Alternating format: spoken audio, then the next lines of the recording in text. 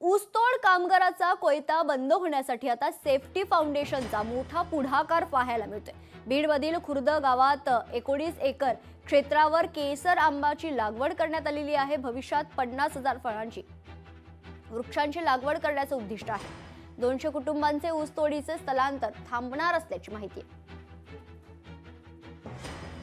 सेट्रीज ही जी आमची संस्था आहे ती 2007 पासून भारतातल्या विविध 16 राज्यात काम करते आणि आपल्या महाराष्ट्रातील सातारा, सोलापूर, सांगली, अहिल्यानगर आणि आत्ता सुरू केलेल्या बीड जिल्ह्यातही काम करते। आपण शेतकऱ्यांना 8 प्रकारची फळझाडे पूर्णपणे मोफत देतो। शेतकऱ्याकडून एकही रुपया घेतला जात नाही।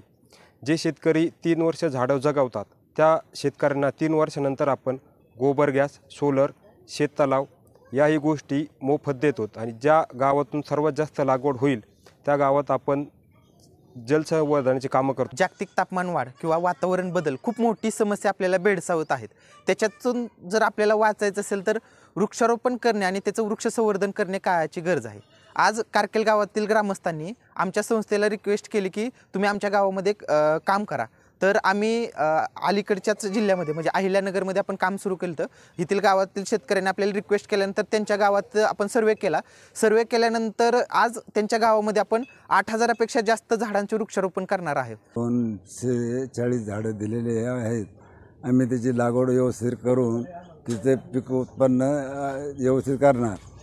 हे ग्रामपंचायतचे आपले बालू बांगर सर किंवा आमचे मेजर सर यांनी हे गावावरती भरपूर उपकार केले। हे झाडं 8,000 झाडं आत्तापर्यंत आमच्या गावाला आलेत, अजून भविष्यात झाडं येणार आहेत। हे असे माणसं गावाला सभ्य लाभणं हे गरजेची गरज आहे। संस्थेचे भरपूर आभारी आहेत। याच्या भविष्यात बी आम्ही अजून भरपूर झाडं लावणार आहेत। आज सेट्री फाउंडेशन यांच्यामार्फत आज 8,000 झाडं गावात आली आहेत। तर याचा फायदा पर्यावरण असेल, आमच्या गावातील शेतकरी असेल याच्यासाठी होणार आहे।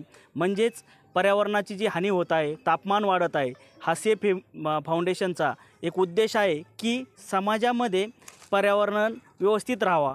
त्या उद्देशाने त्यांनी कारखेल या गावामध्ये त्या संस्थेचे प्रतिनिधी म्हणून 2 व्यक्ती या ठिकाणी पाठवले आणि त्यांनी आमच्या या ठिकाणी शेतकऱ्यांना माहिती दिली आणि शेतकऱ्यांचा इतका प्रचंड प्रतिसाद मिळाला की ज्या ठिकाणी त्यांनी मीटिंग बोलवली त्यावेळेस 200 ते 250 शेतकरी जमा झाले व त्यांची जी प्रोसेस आहे, ज्यांनी त्या गोष्टी टप्प्याटप्प्याने सांगितलेल्या आहेत, त्या सर्व आमच्या गावातील लोकांनी फॉलो केल्या।